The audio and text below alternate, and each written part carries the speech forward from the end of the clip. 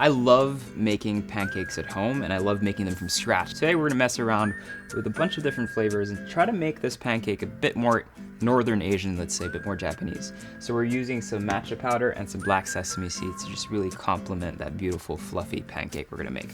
So we're gonna start with toasting our sesame seeds just a tad bit, just to really get all that flavor out.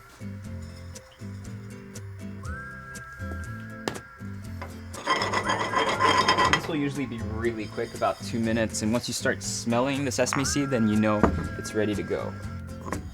So you could use white sesame seeds here as well, but I usually prefer black sesame seeds because they have a slightly nuttier taste, which I think is just a bit more intense. So we're gonna go ahead and just grind that up.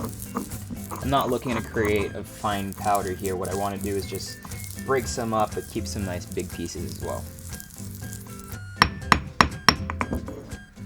I'm gonna go ahead and keep this to the side. What we're gonna do now is mix our main wet ingredients with our dry ingredients. So we're gonna start with 2 eggs.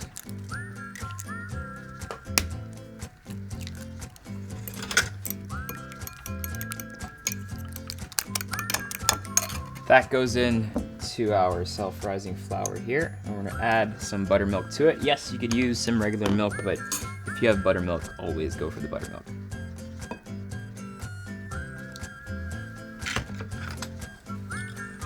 Mix that all together.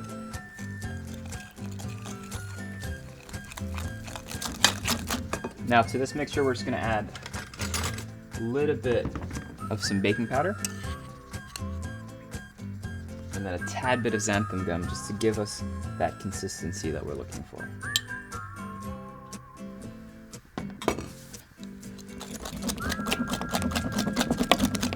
And then finally, we're gonna add a little bit of sweetness with some powdered sugar. Just get that nice and fine so we don't have any lumps in our mixture. And then to that, we're gonna add our matcha. So what we're gonna do is just dilute it in about 2 tablespoons of water.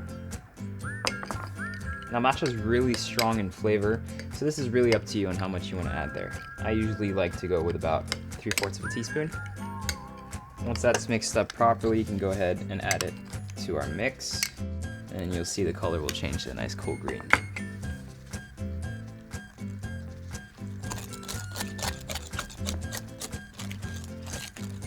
Finally, last step of the process, we're gonna go ahead and add all of the black sesame seeds, and what we want to do is just mix it enough so that it's really kind of spread out all over.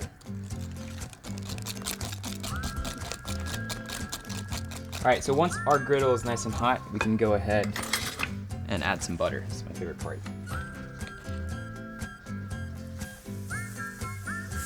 You just want to make sure that that butter does not burn, so once you put it on, you can go ahead and add our mixture right away. I'm not a fan of like perfectly round pancakes. I like my pancakes with character, so I usually make them kind of off-shaped just because it makes it more interesting and it's funner to eat that way. Once bubbles start surfacing, then you know it's ready to go. Now, I love my pancakes like slightly, let's say, caramel in color and nice and toasted because I think the flavor is awesome, and I love that edge. So we can go ahead and flip them up.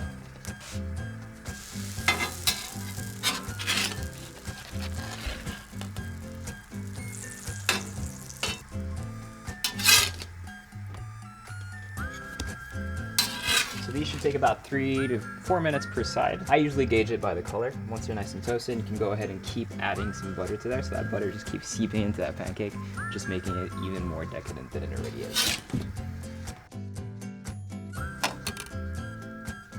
Once your pancakes are done, I usually like to hit it with just a tad bit of salt.